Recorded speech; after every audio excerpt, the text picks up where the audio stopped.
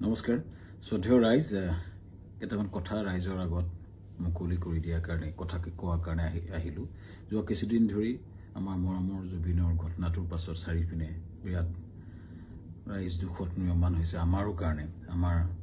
বুকুৰ আপোন মোৰ অতি একেলগৰ ফিলচফাৰ ফ্ৰেণ্ড গাইড মানুহজনৰ ঢুকোৱাৰ পাছত আমি খুব নিয়মান অৱস্থাত আছোঁ আৰু কিছুমান কথা ক'বলৈ ওলাই আহিছোঁ কাৰণ ইমান বেছি ভুৱা কিছুমান কেম্পেইন হোৱাৰ কাৰণে আমি কথাখিনি ক'ব চেষ্টা কৰিছোঁ শ্ৰদ্ধেয় ৰাইজ মই গুৱাহাটীলৈ যোৱাৰ কথা আছিলে আজি কিন্তু ইমানেই বেছি মোলৈ মেছেজ আহিছে আহিলে মাৰিম কাটিম প্ৰায় কেইবা হাজাৰ মেছেজ আহিছে যে গুৱাহাটীলৈ গ'লে কাটিম বুলি সেই প্ৰেক্ষাপটত যাব পৰা নাই সেই সময়ত খুব মন আছিলে গৰিমাৰ ওচৰত থিয় দিয়া মোৰ পৰিয়ালৰ নিচিনা মোৰ ভগ্নী গৰিমা বা দলটোৰ লগত এই ঘটনাটোৰ পিছত থিয় দিব পৰা নাই কিন্তু কিয় পৰা নাই ৰাইজ গম পাইছে কাৰণ আমাক থ্ৰেটনিং কৰা হৈছে কিন্তু আচলতে জুবিন গাৰ্গক মৃত্যুত আমি দুখী নেকি এই কথাখিনি খুব কিছুদিন ধৰি ছ'চিয়েল মিডিয়াত কিছুমান ব্যক্তিয়ে টিআৰপিৰ আশাত মামাকে দুখী সজাই কেংগেৰু কাউট পাতি যে নিজৰ ডিগ্ৰী দিলে কিন্তু আচলতে কথাটো কি জুবিন গাৰ্গক আমি কিয় মাতি আনিছিলোঁ শ্ৰদ্ধা ৰাইজ আমি যিটো নৰ্থ ইষ্ট ফেষ্টিভেল ডিল কৰোঁ সেইটোত উত্তৰ পূবৰ বিভিন্ন সংস্কৃতি বা খাদ্য বা পৰ্যটনৰ প্ৰসাৰ কৰা হয় প্ৰথম 2013 চনত পাতোঁতে আমি জুবিন গাৰ্গৰ লগতে কথা পাতিছিলোঁ তেখেতেই আমাক ব্ৰেণ্ড এম্বাছেডৰ হিচাপে গাইড কৰিছে যে মই সংপৃক্ত থাকিম অনুষ্ঠানটো আমি একেলগে কৰিম টিভিত বা বিভিন্ন মিডিয়াত তেওঁ বহুবাৰ কৈছে যে শ্যামকানুৰ সৈতে মিলি আমি নৰ্থ ইষ্ট ফেষ্টিভেল পাতোঁ দিল্লীত বা বিশ্বৰ বিভিন্ন ঠাইত তেওঁ নিজে ইয়াত সংপৃক্ত আছে বুলি বহু ভিডিঅ' আছে মই আপোনালোকক জনাম দেখুৱাম এই ব্যক্তিজন আমি যেতিয়া বাহিৰত অনুষ্ঠান য'তে কৰোঁ আমি তেখেতৰ পৰা আলোচনা কৰোঁ আৰু যিহেতু আমাৰ ব্ৰাণ্ড এম্বাছেডৰ আৰু যেতিয়া আমি বিদেশত কৰিলোঁ দুইবাৰে তেওঁ বেংককত গৈছিলে আৰু এইবাৰো যেতিয়া আমি ছিংগাপুৰত কৰিবলৈ গ'লোঁ তেখেতক আমি ক'লোঁ যে ছিংগাপুৰত কৰিব বিচাৰিছোঁ চ' আমি ক'লোঁ এনেকৈ কৰিব আমাৰ গোটেই প্ৰগ্ৰেমটো এনেকুৱা হ'ব তেখেতক ক'লোঁ যে তুমি যাবা নেকি তেখেতে ক'লে যাম মই যাম মোৰ লগত মোৰ ভাতৃ সন্দীপনক লৈ যাম আৰু মেনেজাৰ সিদ্ধাৰ্থ যাব আৰু আমাৰ শেখৰ যাব চ' এনেকৈ ক'লে কোৱাৰ পাছত আমি পিছত আৰু এগৰাকী সংগীত শিল্পীও আহিলে চ' কোৱাৰ পিছত আমি আয়োজন কৰা প্ৰক্ৰিয়া আৰম্ভ কৰিলোঁ আৰু প্ৰথম কথা শ্ৰদ্ধেয় ৰাইজ জুবিন গাৰ্গক মতাটো পাপ নহয় উত্তৰ পূৰ্ব আটাইতকৈ ডাঙৰ অনুষ্ঠান নৰ্থ ইষ্ট ইণ্ডিয়া ফেষ্টিভেলত উত্তৰ পূৰ্ব আটাইতকৈ ডাঙৰ যিজন সংগীত শিল্পী তেখেতক নিমন্ত্ৰণ কৰাটো যিহেতু আমাৰ ব্ৰেণ্ড এম্বাছেডৰো হয় আমাৰ লগত সংপৃক্ত হয় আৰু তেখেতক মতাটো পাপ কৰা নাছিলোঁ এইটো আমাৰ দায়িত্ব আছিলে তেখেতক নিমন্ত্ৰণ কৰাটো তেখেত কিয় 17 তাৰিখে আহিলে এইটো প্ৰশ্ন হৈছে তাৰ আগতে সুস্থ দেহাৰে আহিছে বুলি বহুতে লিখিছে কিন্তু তাৰ দুদিনমান আগতে তেখেতে আমাৰ 7 ছেপ্টেম্বৰত মুম্বাইত তেওঁ খুব ধুনীয়া পাৰফৰ্মেঞ্চ কৰিছে মুম্বাইত আৰু তেখেতে 1 তাৰিখে নে 3 তাৰিখে দিল্লীত তেখেতে পূজাত এটা অনুষ্ঠান কৰাৰ কথা আছিল সম্পূৰ্ণ কনচাৰ্ট বা মিউজিকেল প্ৰগ্ৰেম কৰাৰ কথা আছিল কেইবাটাও প্ৰগ্ৰেম তেওঁ লাইন হৈছে তেখেতে প্ৰগ্ৰেম কৰি আছিলে চ' গতিকে সুস্থ দেহাৰে আমি অনাটো আমাক এটা অতি ভুল দোষাৰোপ কৰা হৈছে তৃতীয় কথাটো হৈছে তেখেতৰ 17 তাৰিখে এইকাৰণে আহিলে সেইদিনাখন ডাইৰেক্ট ফ্লাইট আহিলে কাৰণ কলিকতা হৈ আহিলে বহুত দীঘলীয়া হয় 19 তাৰিখে আমাৰ অনুষ্ঠান আৰম্ভ হয় চ' সেইকাৰণে 17 তাৰিখে গ্ৰুপ ফ্লাইটত তেওঁ আহিছিলে লগতে দলটো আহিছিলে আমি পেন পেচিফিক হোটেলত ৰাখিছিলোঁ আমাৰ য'ত অনুষ্ঠান হৈছিল তাৰ লগতে সানটেকৰ লগতে পেন পেচিফিক এখন 5-star হোটেল সকলো দলটো আমি ৰাখিছিলোঁ ভালকৈ ৰখাৰ চেষ্টা কৰিছিলোঁ আমি তেওঁলোকক কথা পাতিছিলোঁ যে তেওঁ কৈছিলে আমি অলপ জিৰণি ল'ম আৰু 19 তাৰিখে তেওঁ আৰম্ভণি অনুষ্ঠানত তেওঁ থাকিব আৰু 20 তাৰিখে তেওঁ দুটামান গান গাব ভূপেন হাজৰিকাৰ এটা ট্ৰিবিউট দিব এইটো আলোচনা আমাৰ হৈছিলে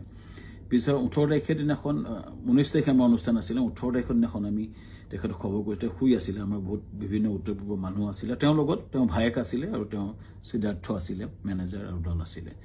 19 তাৰিখৰ দিনা ঘটনাটো ঘটিলে যেতিয়া আমাৰ সেইদিনাখন উত্তৰ পূৰ্বৰ বিভিন্ন মন্ত্ৰী বিষয়াৰ লগত আমাৰ এখন মিটিং চলি আছিলে উদ্যমীসকলৰ লগত ছিংগাপুৰৰ মিটিং চলি আছিলে তাতে আমি ৰাতিপুৱাই গৈছিলোঁ তেতিয়াই এই জাহাজৰ ঘটনাটোৰ কথা মোক সিদ্ধাৰ্থ শৰ্মাই ফোন কৰিছিলে 3:30 বজাত আমাৰ মিটিং আৰম্ভ হৈছিলে 12:30 বজাত চ' 11:30 মানতে মই চাংগ্ৰিলা হোটেলত গৈছিলোঁ আৰু তাত 3:30 বজাত আমি গম পাইছিলোঁ যে এনেকুৱা ঘটনা এটা ঘটিছে সিদ্ধাৰ্থই ফোন কৰিছিলে ক'ত ঘটিছে কেনেকৈ ঘটিছে আমি একো গম পোৱা নাছিলোঁ লগে লগে বহুখিনি তাকে লৈ বহুত ফোন আহিছিল কিন্তু মই উত্তৰ দিব পৰা নাছিলোঁ আচলতে ইমান ডাঙৰ ঘটনাটো আমাৰ মৰমৰ বুকুৰ আপোন মানুহজন এনেকুৱা ঘটনা ঘটিছে কথাটো আমাৰ কাৰণে এটা থটমটৰ নিচিনা হ'ল আৰু লগে লগে আমি দুটাবাসৰ লগত কথা পাতি তালৈ গ'লোঁ আৰু ঘটনাটো হ'ল আৰু এই ঘটনাটোৱে সকলোকে মুখৰে মাত নাইকিয়া কৰিলে আৰু গম পাই লগে আমাৰ অনুষ্ঠানটো বাতিল কৰা বুলি আমাৰ হাই কমিছনে নিজস্বভাৱে ঘোষণা কৰিলে আৰু অনুষ্ঠান তাতে বাতিল কৰা হ'ল তাৰ পিছতো কোনোবাই উলিয়াইছে আমি প্ৰগ্ৰেম কৰি আছিলোঁ বুলি কিন্তু আচলতে আমাৰ ভাৰতৰ ৰাষ্ট্ৰদূতে এইটো ডিক্লেয়াৰ কৰিছিলে অনুষ্ঠানটো সম্পূৰ্ণ বাতিল কৰা হৈছিলে আৰু সেইটো পিছতো আমি টিমটোৰ লগত লাগি কেনেকৈ আমাৰ পাৰ্থিৱ শৰীৰটো গুৱাহাটীলৈ পঠাব পাৰি তাৰ লগত মই কাম কৰিছিলোঁ সিদ্ধাৰ্থ লগত আমাৰ মৰ্গত আমাকে যাবলৈ দিয়া হৈছিলে সিদ্ধাৰ্থ আৰু সন্দীপন শেখৰৰ লগত আৰু তাৰপিছতেই কেম্পেইনটা আৰম্ভ হ'ল আমাৰ বিপক্ষে সেইদিনা মই কৈ আছিলোঁ যে মৰ্গলৈ যাওঁ বুলি কোনোবাই সেইটো মদ খাবলৈ যাওঁ বুলি এটা কেম্পেইন কৰিলে কোনোবাই ক'লে যে শ্যামকান্ত মহন্তক মানে ধৰি হত্যা কৰিব লাগে এনেকুৱা ধৰণৰ কেম্পেইন আৰম্ভ হ'ল আৰু এটা ভয়ানক আমাৰ বিপক্ষে এটা কেম্পেইন শ্ৰদ্ধা ৰাইজ এটাই মই ক'ব খুজিছোঁ যে আমি গোটেই প্ৰক্ৰিয়াটোত কোনো পধ্যে জড়িত নাছিলোঁ য'ত ঘটনা ঘটিছিলে তাত 12-13জন মান অসমীয়া সমাজৰ লোক আছিলে আৰু বিভিন্ন দলটো আছিলে যেতিয়া ঘটনাটো ঘটিছিল তাৰ বহু দূৰত আমি আছিলোঁ আমাৰ দলটো বহু দূৰত আছিলে চ' আমাক দোষাৰোপ কৰি এই প্ৰক্ৰিয়াটো কিয় কৰা হৈছে কেইজনমান ব্যক্তিয়ে ইচ্ছা কৰি এটা ডাঙৰ কেম্পেইন কৰি পেলাই আমাক বদনাম কৰাৰ বা হত্যা কৰাৰ প্ৰক্ৰিয়া যিটো কৰিছে শ্ৰদ্ধেয় ৰাইজ তাৰ এটা ন্যায় বিচাৰিছোঁ এতিয়া SIT হৈছে আমি খুব আদৰণি জনাওঁ যি প্ৰশ্ন হয় উত্তৰ দিব বিচাৰিছোঁ কাৰণ আমাৰ ফালৰ পৰা আমি ক'বলগীয়া কথাখিনি আমি ক'ম আমি আদৰণি জনাইছোঁ সঠিক তদন্ত হওক কিন্তু এই যিটো ঘটনা ঘটিছিলে জাহাজখনত বহু দূৰত আমি আছিলোঁ আৰু আমাক সেই ঘটনাটোৰ সময়ত এই যিকেইজন ব্যক্তি আছে তেওঁলোকে তাৰ কথা ক'ব পাৰিব কিন্তু আমাক সেই ঘটনাটোৰ সময়ত আমাক সম্পৰ্কে কোৱা আমাৰ একচুৱেলি আমি নাজানিছিলোঁ কিন্তু এটা কথা হয় এই যিটো ঘটনা হ'ল এই ঘটনাটো আমাক সম্পূৰ্ণৰূপে বিধ্বস্ত কৰিছে আমাৰ জুবিন গাৰ্গ আমাৰ কাৰণে আছিলে সাহস জুবিন গাৰ্গ আমাৰ আছিলে ব্ৰেণ্ড এম্বাছাডৰ জুবিন গাৰ্গ আমাৰ অনুষ্ঠানটোৰ মূল